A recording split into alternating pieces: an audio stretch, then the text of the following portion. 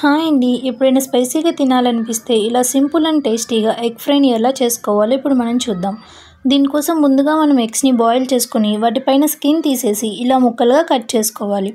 ఇప్పుడు స్టవ్ మీద ప్యాన్ పెట్టి 2 టేబుల్ స్పూన్ ఆయిల్ వేసుకొని ఆయిల్ హీట్ అయ్యాక 1 స్పూన్ జీలకర్ర, సన్నగా ముక్కలుగా కట్ చేసుకున్న ఆనియన్స్ 1 కప్పు, 2 పచ్చిమిర్చి, కొంచెం కరివేపాకు వేసుకొని అంతా ఒకసారి మిక్స్ చేసుకోవాలి. ఆనియన్స్ మగ్గాక 1 స్పూన్ అల్లం వెల్లుల్లి పేస్ట్ వేసుకొని పచ్చివాసన పోయేదాకా ఫ్రై చేసుకోవాలి.